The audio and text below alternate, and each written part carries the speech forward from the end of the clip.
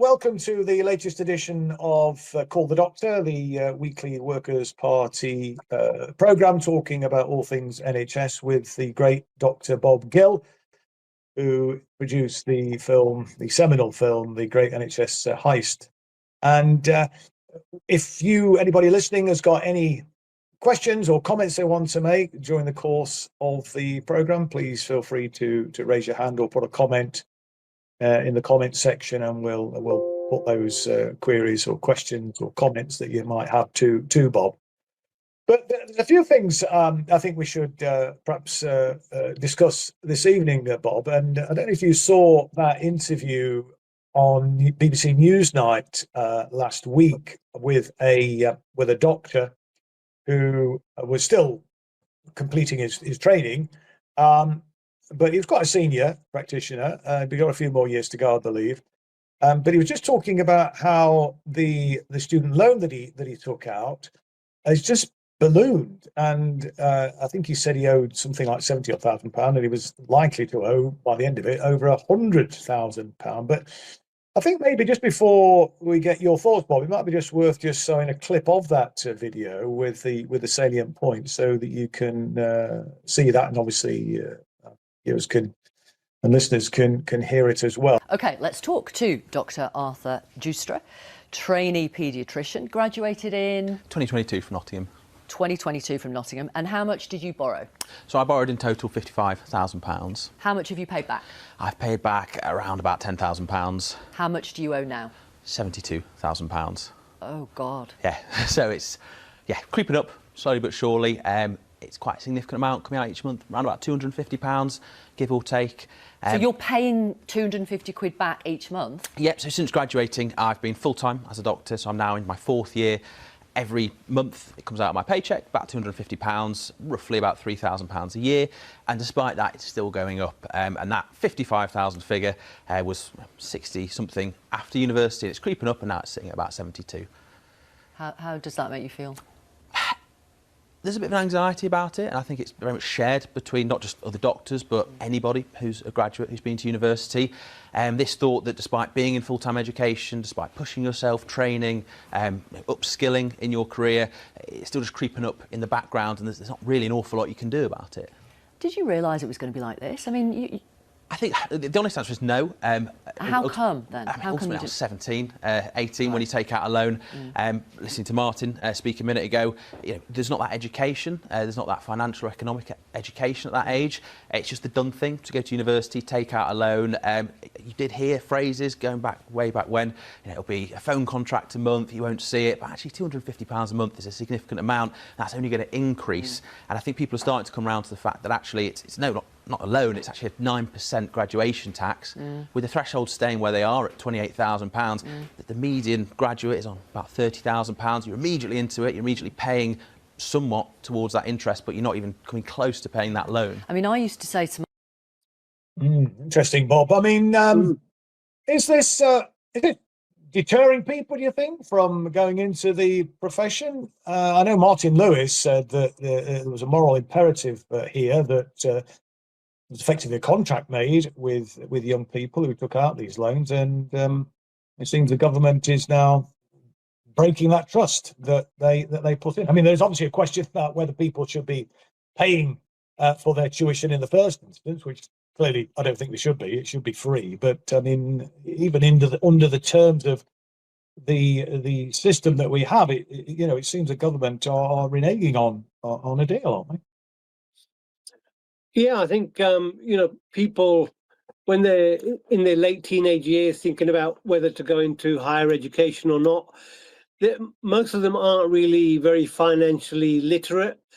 They think it's the done thing, and they maybe quite naively enter into it. But what we're realizing is actually the terms and conditions of the student loan have changed over the years. So an interest rate of 9% is more than we would pay for a mortgage, for example. So they're actually being actively exploited.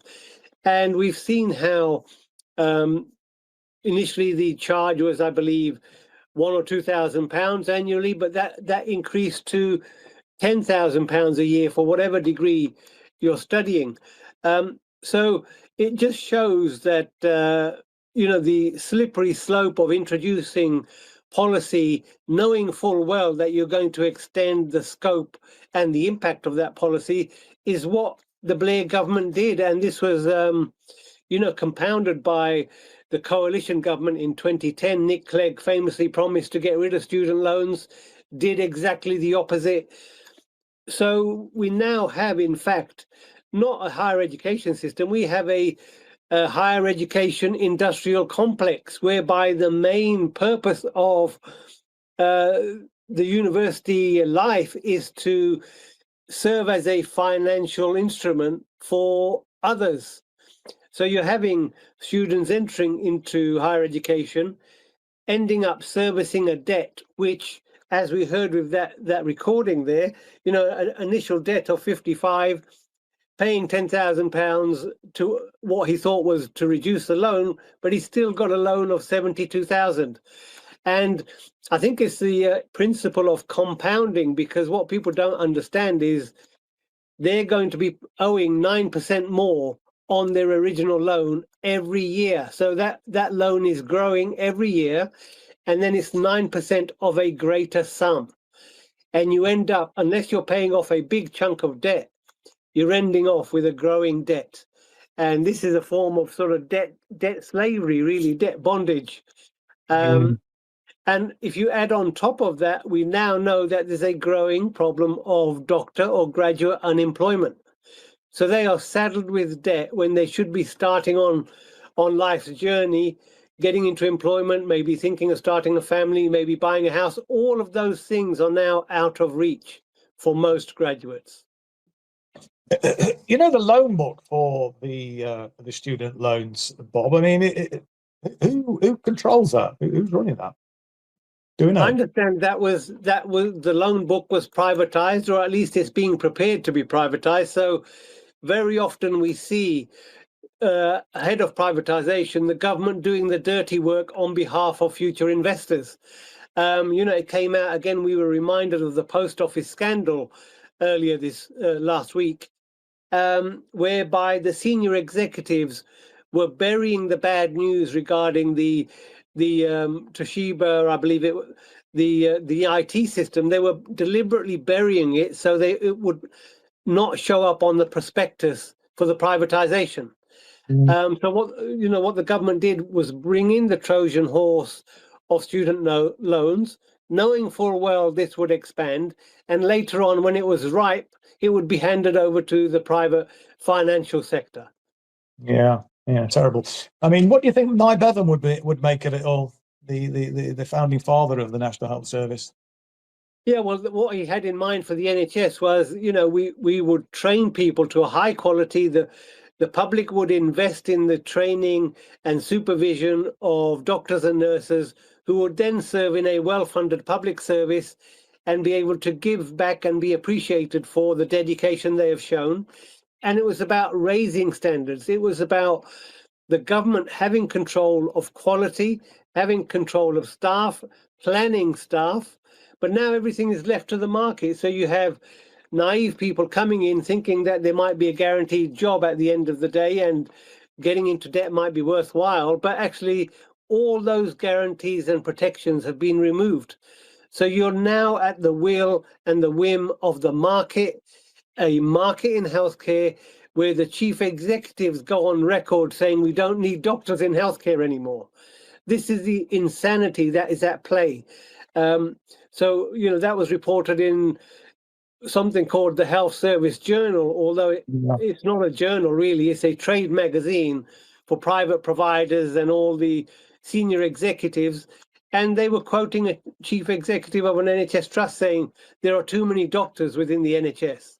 Yes, indeed. Well, I just want to come on to that then, Bob. But before I do that, just a quick reminder, if anybody's got any questions or comments they want to put to Bob, just let us know. Put your hand up or put a comment in the comment section, and we'll put that to Bob. But just this point then, Bob, that you made there about this sense that or this viewpoint that seems to be held in government that we've got too many doctors.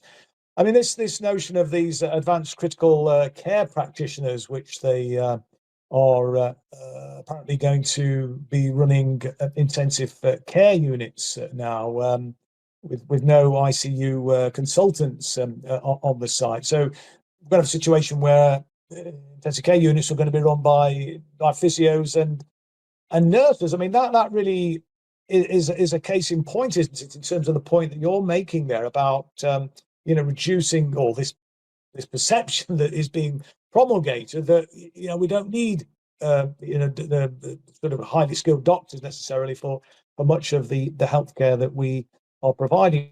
I mean, what's your thoughts on these advanced critical care practitioner idea?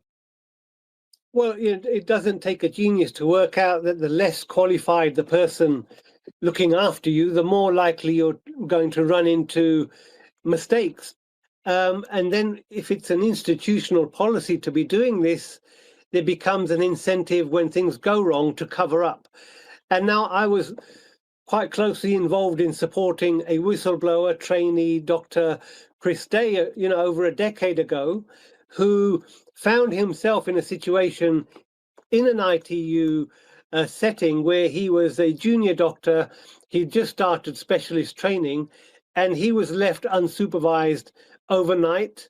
And in that situation with a colleague similarly junior in qualification, they were being forced to undertake procedures that they had never done because they expected some on-the-job training. And one of the events that took place was a junior doctor colleague of his in an emergency was asked to put a chest drain in to release air that had escaped out of a deflated lung or a punctured lung. And instead of going into the space outside of the lung, he ended up going through the liver. Right. And that patient bled to death. Now, as a consequence of that unfortunate event, rather than saying, hang on a minute, we need to support junior doctors, this is an unsafe practice, the trust then proceeded to destroy the career of Dr. Chris Day, who was in effect a whistleblower, because the consultants wouldn't support him and the management needed to shut him up. And the only way they could shut him up was to, in the end, push him out of his career, and then ensued a prolonged employment tribunal, which didn't reach a fair and just conclusion, because the establishment's interest is to protect the institution and not the patient. So if you're expanding the notion of getting less qualified people doing more and more safety critical procedures, you're going to have more and more dead people, preventably dead people. And we're seeing this happen. And the fact that they're rolling it out to an ITU is beyond belief. Yes, indeed. I mean, it's sort of a accident waiting to happen, and you've already highlighted one of those cases. And I mean, you're saying he didn't, the doctor that you were assisting, he didn't get the outcome that he was hoping for. I mean, did he not get reinstated then or anything? I mean, what was the outcome of that particular instance? Well, there's an inbuilt bias within the judicial system and the employment tribunal system. The chances of success, even if you've got a very strong case, are very low. I think it's in single figures winning an employment tribunal.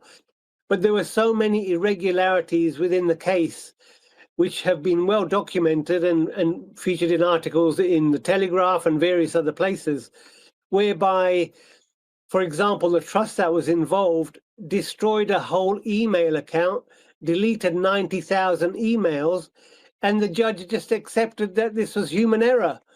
So active destruction of evidence was overlooked by the judge. And ultimately they come to a perverse conclusion. So things are stacked up against the whistleblower. And that's why these scandals do not get nipped in the bud. They become bigger and bigger and bigger. And we saw this in the post office scandal cover-up, whereby they would rather send innocent people to prison or put them under so much stress that they commit suicide than admit that they're operating a cover-up and the decisions the executives took were deeply flawed and indeed very costly. And again, to cover up ahead of a privatization, to keep it as clean as possible. Yeah. And fundamentally, what is at root of all of these reforms is the project of privatization. So you mustn't shed any light on the consequences of political policy. Yeah, no, indeed. It's a viewpoint which is reflected in one of the comments in the comment section. Bob, somebody's saying there aren't too many doctors in the NHS. There are too many ACPs and PAs without even the right base qualifications to perform medical tasks. These are all healthcare demolition policies, which I think you would probably agree with, wouldn't you? Absolutely. Yeah. Well, let's move on then, Bob, if I can. There was something else which was I saw again on social media this week. Admittedly, it was over in the United States, and it was really talking about the conflict of interest between the private health insurance, which is obviously the big thing in the United States. They don't have a kind of publicly funded system like ours. But I think it was a Senate hearing. Which of your companies own or control a health insurance division? Raise your hand. Please keep your hand up if you also employ healthcare providers or own clinics, specialty pharmacies, or any other kind of medical practice or pharmacy. Please keep your hand up if you also own or control a pharmacy benefit manager. And please keep your hand up if you lead a publicly traded company at which you have a legal responsibility to maximize shareholder value. So we've established on the record that the largest health insurance companies are not just insurers. They are also medical providers and pharmacies, diagnosing and deciding treatment for patients. They are also PBMs, another form of middlemen managing drug benefits. They are increasingly controlling every aspect of our healthcare system. And they've got all these characters there, and the senator was asking these representatives from these companies to put their hands up if they also had an interest in actually providing medical care, in actually supplying and providing, pharmaceuticals and so on. I mean, it's a real conflict of interest, it seems to me. I mean, and that seems to be the direction that we are travelling in, isn't it? I know we've touched on this before, but I don't think we've actually explicitly talked in this show about those very clear conflicts. Just say a word or two, will you, about that? Because I know you in the Great NHS Heist, you obviously looked at the American experience, and I just wonder what your thoughts are about that conflict and how far we are away from that in this country. Yeah, I think the clip you're referring to was quite shocking, really, although I knew much of what was going on.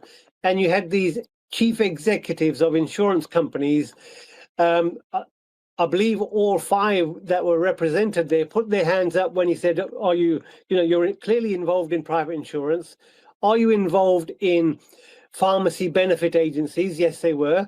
And are they also involved in the providing of healthcare? So in effect, that was a demonstration of how the American system is now really a cartel to maximize profit. You've got a few big players who dominate healthcare provision, the healthcare market in America, and they also they profit from the drugs that are being prescribed. They profit from the services that are being produced, and they are perpetuating a charade that somehow these are competing interests. They're not competing interests. It's the same people.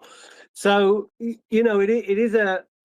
makes a mockery of the idea that a competing market drives up quality and drives down price. It's exactly the opposite in the American system.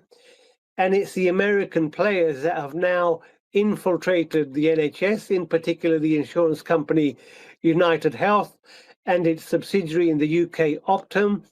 And we have, for example, the patient electronic data company, which is now, found throughout the NHS. You have companies like Palantir, who are providing data support platforms for the NHS and other public services. So wherever you look, it's these players that are operating a cartel in America who are coming into the NHS.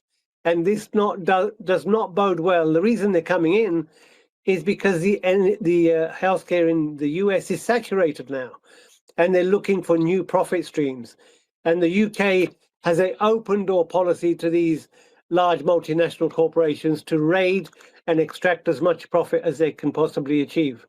Yeah, indeed. I mean, and there's a rather pessimistic comment from one of our listeners saying that the NHS and actually all infrastructural services such as water, national grid, telecom should remain public, or should have remained public asset. I mean, it says should remain, but they are obviously in the private sector now, but should remain public assets. So there's no profiteering. It looks like we're heading towards the USA model. I mean, the chickens are coming home to roost, aren't they? I mean, right across the piece in every area, and it seems the government is ploughing on regardless, even though we're seeing that this privatization model, this obsession with neoliberalism, simply isn't working. Not for the vast majority of people, anyway. It's working clearly for the the richest in society, the corporate class. But what do you make of that, Bob? I mean, what government's supposed to be elected to represent the best interests of the people, but it seems the government's only representing the best interests of a very small sliver of the people. Yeah, I think it says something about the caliber of politicians we're producing. You have to be of a certain ideological bent to get anywhere near power, it seems. So, they seem totally resistant to any new idea penetrating their skulls. They're pro-war, they're pro-privatization, they're pro-corporate, they're pro the billionaire class, they're the sort of Davos worshipping, brainless political class we seem to be ruled by across the Western or the sort of Anglo-Saxon democracies. This seems to be the only game in town, and whether it's wishful thinking and short-termism that these politicians are just going to cash up while the going is good until the music stops, and then who will be left to pick up the pieces? That's a very good point. Let's anybody else as well, of course, who wants to make a point, then please feel free to do so.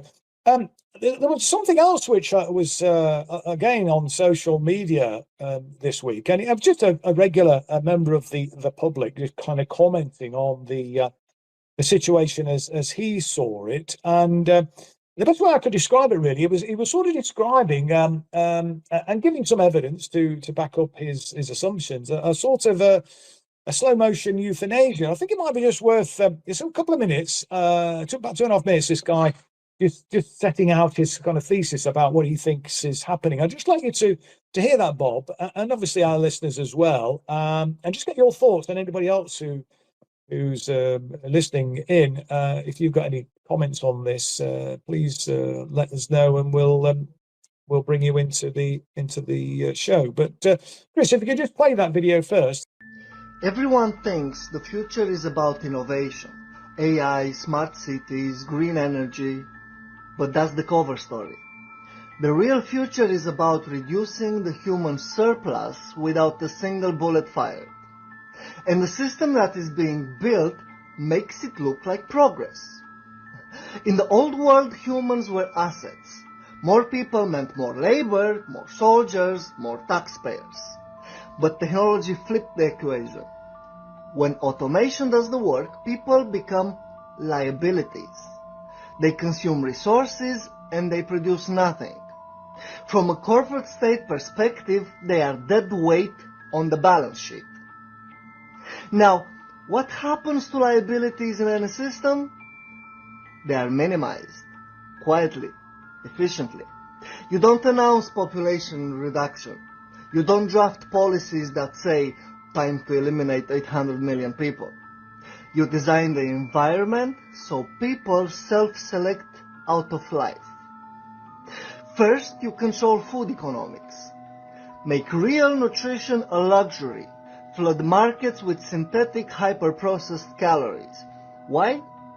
Cheap to make, addictive to consume, and lethal over time. Obesity, diabetes, cancers. It's slow-motion euthanasia disguised as personal choice. And then you privatize survival systems. Hospitals, medicine, insurance. Turn health into a product, and when the bill comes and you can't pay, nature takes its course. No violence, no fingerprints. Meanwhile, you flood culture with distractions. War headlines, influencer drama, ideological cage matches, so no one notices the algorithm that decides who thrives and who quietly disappears. People think they are arguing politics, but in reality they are debating inside the zoo enclosure, while the zookeeper holds the keys to their lifespan. This isn't genocide.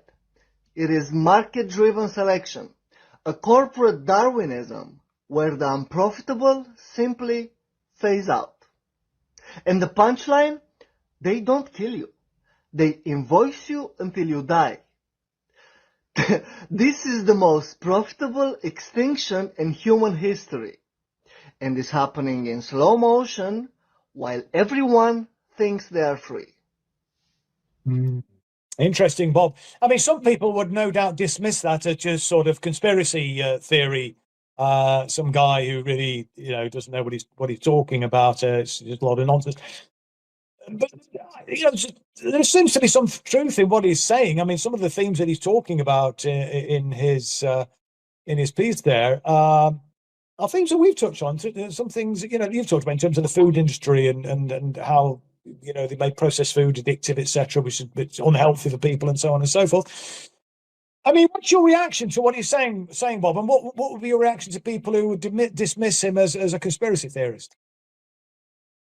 Yeah, so I think he pulls together a lot of what most of us couldn't disagree with in terms of how big pharma makes money through it's not very profitable if everybody's healthy, right? So you're not going to get a profit-driven model which will promote prevention. So that doesn't really exist.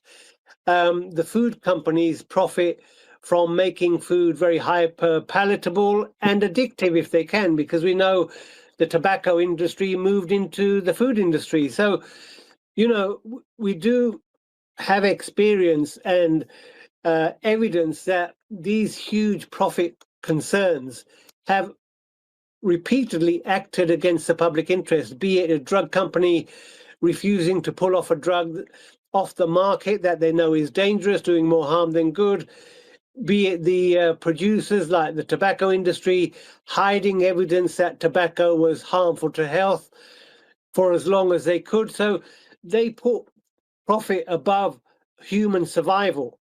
And then we've seen government policy. We've had the policy of austerity following on from the financial crash in 2008, which predictably led to the premature deaths of millions of people through them not having enough to pay for survival in terms of food or access to heat or basics of survival, really. They couldn't afford it anymore. So we had government policy driving people into premature death.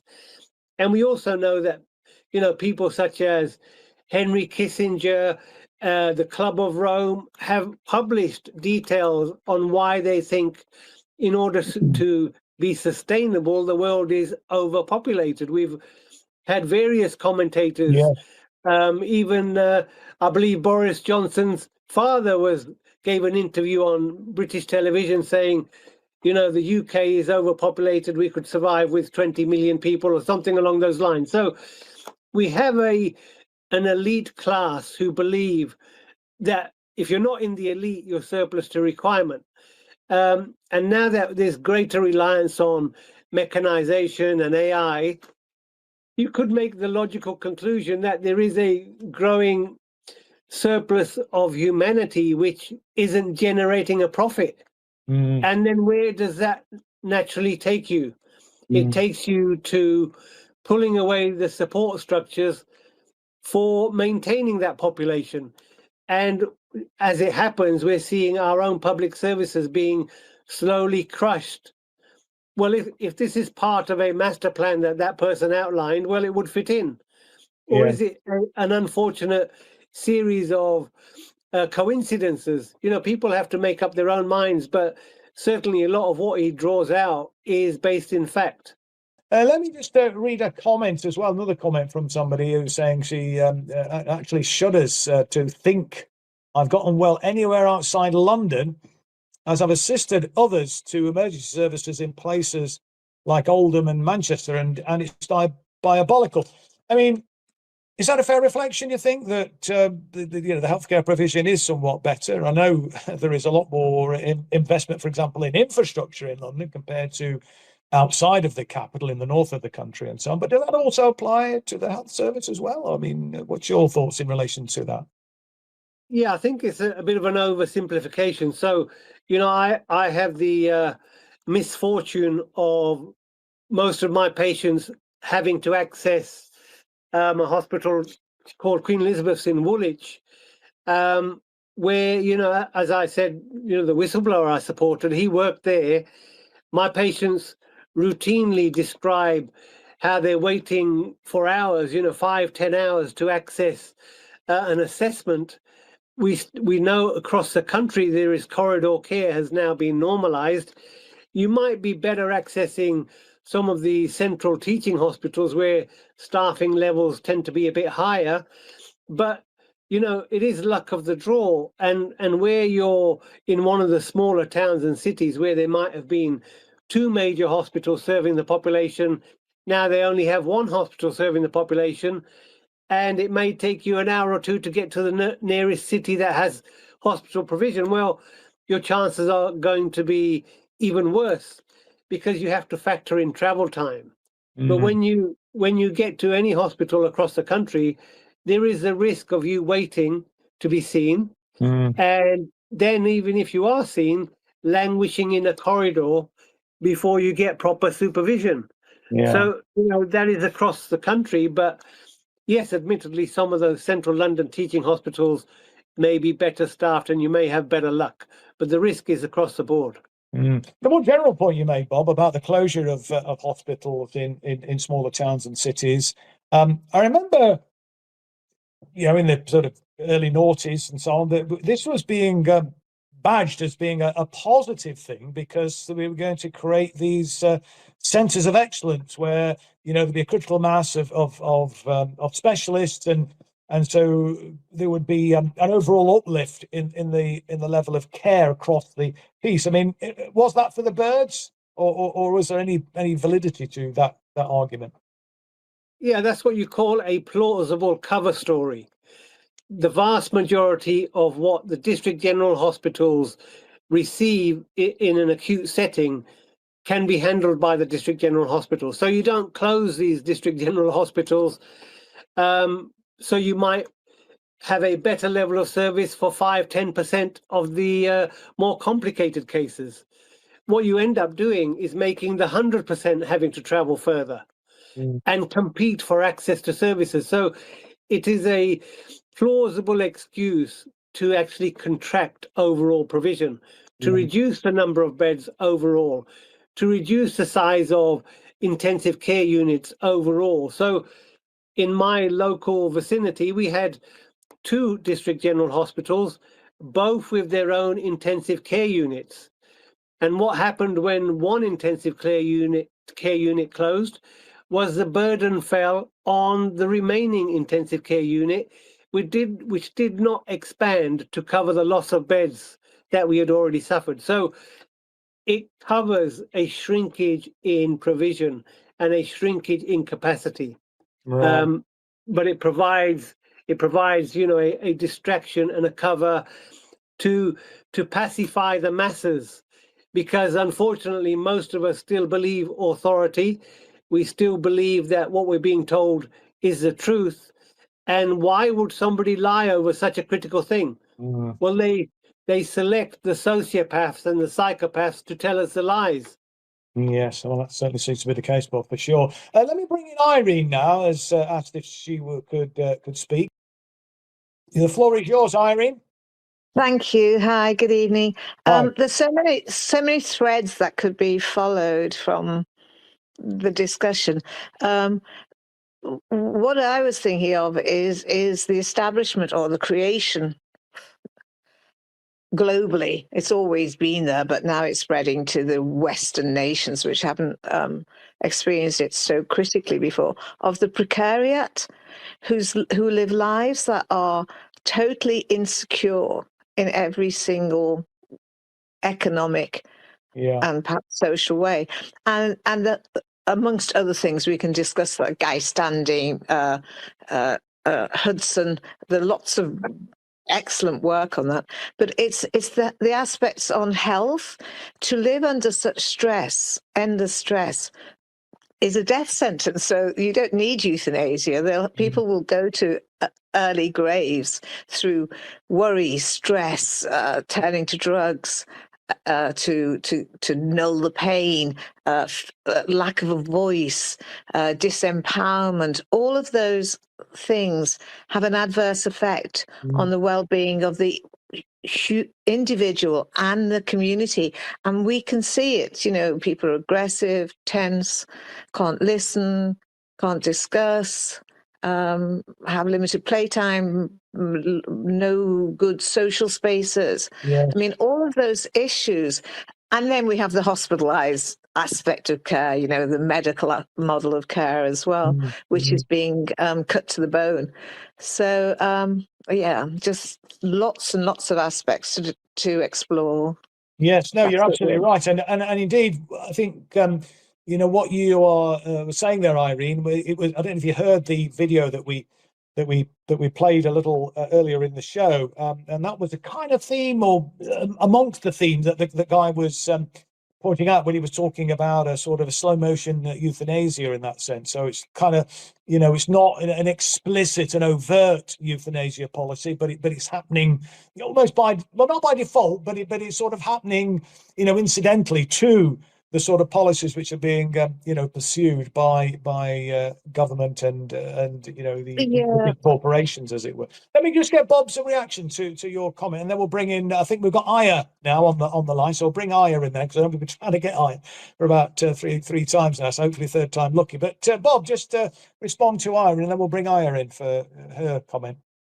Yeah, I think that Irene's hit the nail on the head. The withdrawal of support, the sort of minimum wage gig economy culture is taking away people's means of survival, and what you end up creating is the diseases of despair: alcoholism, gambling, which we'll talk about later on, poor nutrition, and stress is massive. So when you have no security, stress is a driver of disease. And we know even within London, if you travel 5-10 miles, you have a different in life expectancy of about 10 years.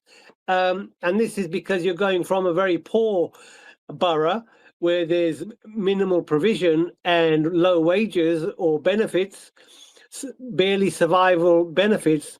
And then you go across the border into Westminster, for example, where people are much better off and their survival is vastly better.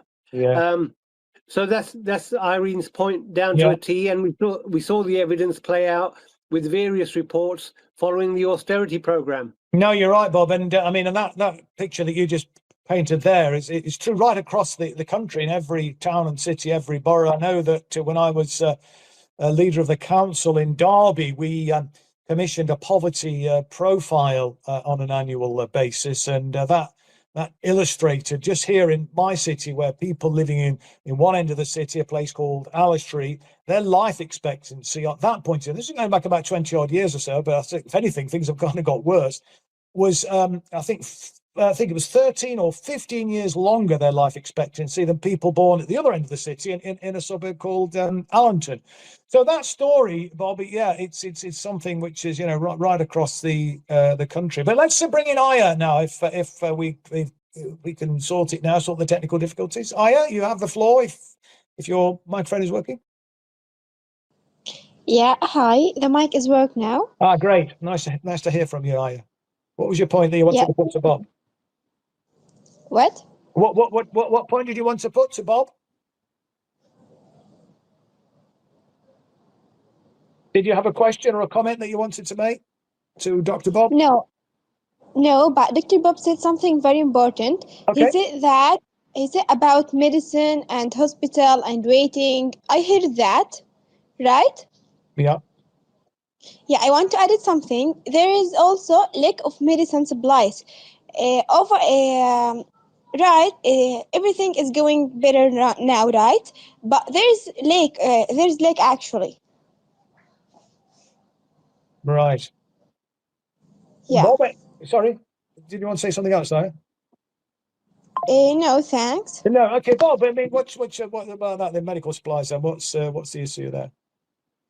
Yeah, there seems to be an increasing frequency of drug supply issues, whether that's because of the sort of increased friction following the Brexit, the sort of bureaucratic gumming up of the system, but there's also an element of profiteering, no surprise, whereby you're getting consolidation amongst drug producers, so they end up creating a monopoly. And a recent example has been the skyrocketing of the price of aspirin, believe it or not. I believe the figure I remember was the cost of aspirin's gone up 1,000%. Now that it's not because it's a complicated pharmaceutical to produce, it's because the companies producing it consolidate, they take out the competition, and then they say, right, let's fleece the public purse. So this is something that could be easily outlawed, but the government wants to allow the market a free hand, and we pay the price. Yeah, no, indeed. And I think we've also got somebody on from Families Against Involuntary Medical Euthanasia. Could we bring them in, Chris? Yes, Hi. that's me. Hi there. Hi. What would you like to say? Hello. Hi. Bob knows me. We've hosted him at the Together Declaration. Okay. Right. But I want to talk about and ask Bob how we can really organise to take on the protocolization of medicine. So what we are seeing, and we have a dossier of cases, is that more and more people who are deemed to be end of life, who may not be at end of life, who may be at end of life, are having their lives hastened by hospital protocol. And I've been campaigning against this for the last 4 years. And on Monday, my own brother's life was taken at the Chester, the Countess of Chester. Now, my brother had stage 4 lung cancer. It had spread to other areas of the body, but he was sitting up watching TV on the Saturday. By Monday, he was dead. Right. He needed the morphine, but not the midazolam. Now, the combination of those two drugs, and I'd like to Bob to talk about that if he might, because I am extremely concerned by the protocolization of medicine. When I asked the doctors, I asked 3 doctors to reverse what they were doing. The second one agreed with me. The third one overruled it. But these drugs are being used to, and there's it's a terrible fudge. So what they will say is, we are following protocol. We are giving these people these drugs to ease their symptoms. The very symptoms they are saying they are easing, they are creating. So the person cannot breathe and drowns basically in their own fluids. Now, the very similar thing happens, of course, on death row, the drugs that they use on death row, and the drugs that they will probably be, similar drugs. I know that they use barbiturates in assisted suicide. But I'm very concerned because I campaign also against the assisted suicide bill for the very reason that I think that if that comes in, it will become normalised. Right. And it will be, because we are seeing and I'm sure Bob will agree here, we're seeing the winding down of palliative care. And so what happens is people, they're put on treatment ceilings. Treatment ceilings are imposed as saying, well, you've had enough treatment now. Any more treatment is going to be not in your best interests. And therefore, we're going to hasten you to the end. And I think we need to change these protocols.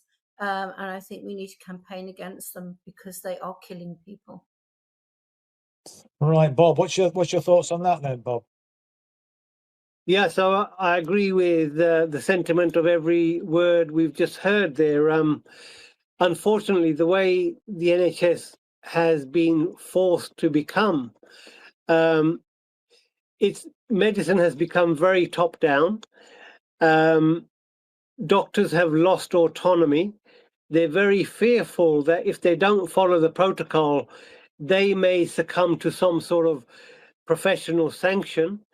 If not a professional sanction, their employer might take some act against them. So they feel quite vulnerable. There's also a misplaced trust in these top-down organizations and regulators. You've got organizations like NICE, you've got the medicines regulator. There's an assumption that these people are acting on best evidence. So there's a naivety within the medical community that they very often have conflicts of interest. So, most medics don't realize that the medical regulator regulating drugs is 80+% funded by the pharmaceutical industry. Right. Yeah. Now, how are we supposed to think that they are independent if they're receiving money from the people producing the drugs? So that is something that can be quite easily fixed. And then you have the hospital trusts who have a capacity problem. And, increasingly, in order to free up beds, well, would it be attractive to speed up people's demise? So, that becomes an issue. And then when it becomes culturally acceptable that people under these circumstances have to be, eased through their suffering prematurely through the pearly gates, you can see how this becomes absorbed by others, right? Yeah. However, if you are the sort of doctor or nurse who has organizational memory and experience and can remember, hang on, this is not how we used to treat people when we had enough staff and enough beds. And then you see this happening around you, what do? Either you become hardened, you become blind to what's going on, or you decide, I'm going to take the exit. I'm going to go for early retirement. I can no longer live and witness what's going on. And then you have a further concentration of the people who will just follow orders. Effectively, that's what's going on. Yeah. They're blindly following orders. They're too busy perhaps to look into the detail. And we've collectively lived through the biggest health scandal ever to have taken place in my memory, which was how we managed the COVID pandemic. And, yes. The speaker said about midazolam. Midazolam is in the benzodiazepine family. And, it might relieve suffering and agitation, but it also stops you breathing. Right. And if you give morphine, another drug that slows down your breathing, to somebody who can't breathe, yes, guess what happens, Chris? Yes. They stop breathing. Indeed. And this was adopted by NICE. It became a NICE guideline to give people opiates, morphine, and midazolam while they were struggling to breathe with COVID. Right. And guess what happened? We had a lot of COVID deaths. Indeed. So they've quietly taken that guideline off their website, funnily enough. So we have lived through a catastrophic top-down medical exercise, which still most doctors seem unwilling to face up to. are just happy to turn a blind eye and carry on as if nothing happened.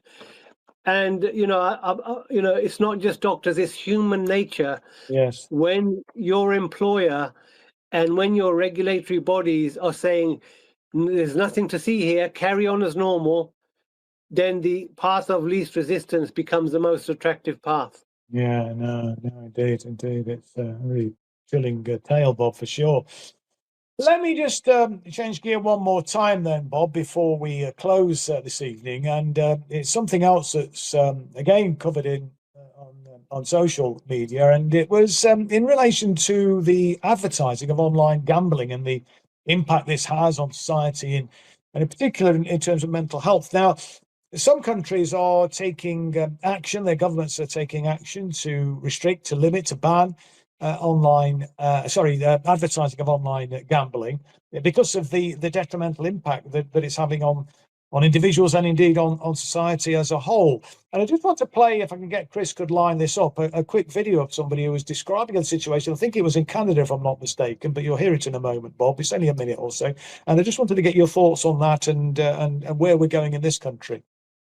If you could show that. So in Ontario, Canada, which in 2022 made the decision to move from a state monopoly control over gambling to a system of privatized licensees, what we see is this expansion of gambling in the province led to a massive influx of advertisement, led to a 40% increase in helpline call volume compared to pre-pandemic levels, and has also seen a quadrupling in gambling-related bankruptcy declarations in the province. And all of this has led the federal government of Canada to introduce a bill to the House of Commons, which is under consideration right now, to ban sports gambling advertisement outright in the country.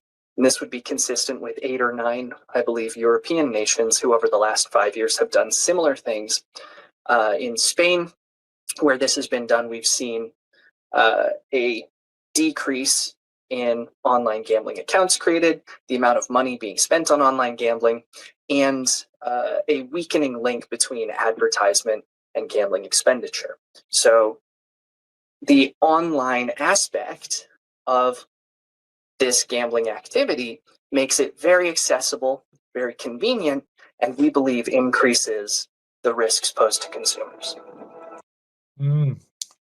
What's your thoughts on that, Bob? Because I mean, I know from my own sort of anecdotal experience of speaking to people who've been hooked on gambling and online gambling in particular, and it's had a profound effect on some friends of mine, actually, on their mental health. I mean, the government should be taking tougher action, shouldn't they? I mean, and I guess you probably have had patience with these sorts of difficulties associated with gambling, but just generally, what's your thoughts, Bob, on where we are in this country with that issue? Yeah, so gambling is an example of a very predatory enterprise. It's been massively deregulated. It's become extremely accessible. There's no more sort of walking down the high street and queuing up outside the bookies. It's all on your phone. So within the comfort of your own home, you can download multiple apps. They lure you in by giving you £20 or £50 free bets. It's very attractive. The presentation on your mobile phone is very cleverly crafted with bells and whistles and rapid changes in terms of the animation that comes up.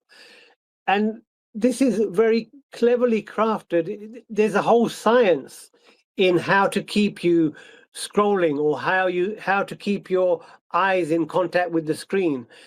And then that addictive element of the programming is then weaponized to keep you hooked and then to lure you in.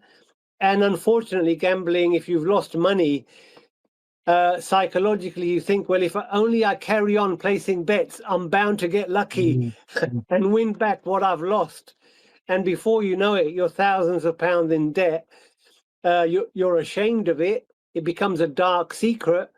And in the extreme cases, ultimately, some people take their lives because their whole wage has been flushed down the toilet using a gambling app. And, you know, our governments have quite deliberately deregulated, reduced the amount of oversight on these gambling apps and all the rest of it.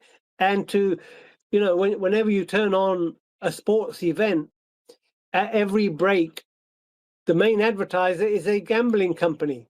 Yeah. Because this is hugely profitable, and they have no conscience in terms of the societal impact of gambling. And who are the people driven to gamble? Very often it's the people who can least afford to lose money on a bet, because they are the most desperate. And where do these bookmakers tend to open up office? In the most deprived parts of town. Yeah, yeah. I mean, it's a real scandal for sure. What do you make of the disclaimer, though, Bob, that they always include in their adverts about please bet responsibly? Yeah, well, when you've got somebody addicted, that's going to go in one ear and out the other. The drive to recoup your loss, the attraction of the algorithms, how everything is personalized to you. You're made to feel part of a group, part of a club, you know? Yeah. So they will use every emotional and mobile phone technology to keep you hooked. So the odd warning here and there has no meaningful impact. If it affected the bottom line, they would be out of the market, right? Yeah. So you've got new gambling corporations popping up left, right, and center. So there's plenty of money still to be made by fleecing the most vulnerable. No, absolutely. And just in terms of the mental health effect, I mean, you've obviously talked about people taking their own lives as a consequence of it, but I mean, they're more generally and obviously less extreme consequences than somebody committing suicide as a result of it. But I mean, is your sense that this proliferation of online gambling is adding to mental health difficulties for people, or is it not really making that much difference in that regard? No, I think it's yet another thing. It's another straw on the camel's back, isn't it? If you're struggling to make ends meet, if you're in insecure work, you're struggling to pay the mortgage, and then you're getting more in debt because of gambling, well, there's enough there to push you over, right? And if it starts to impact how you function, then it may ultimately lead you to losing your job. Most gamblers who are getting into trouble are very ashamed, and that shame and inability to share your situation adds another psychological burden. So yes, it will contribute to the sliding down of your mental state. Yes, indeed. It's another disgraceful aspect of a modern society and the economic agenda, which has been holding sway now for the best part of almost half a century now, really. But yeah, and I'm sure a lot of the people who come to see me, first of all, it tends to be males who get more into the problem and feel more shame about discussing it. They're also more reluctant to come and talk about their mental health. Yes. And I suspect when I ask them about, well, why do you think you're in this situation? What's going on around you? They won't freely discuss the contribution of gambling. No, indeed. Well, we're going to wrap it there then, Bob. Thanks again for very interesting contributions from you, and thank you to our audience for watching, and for those who put points to Bob.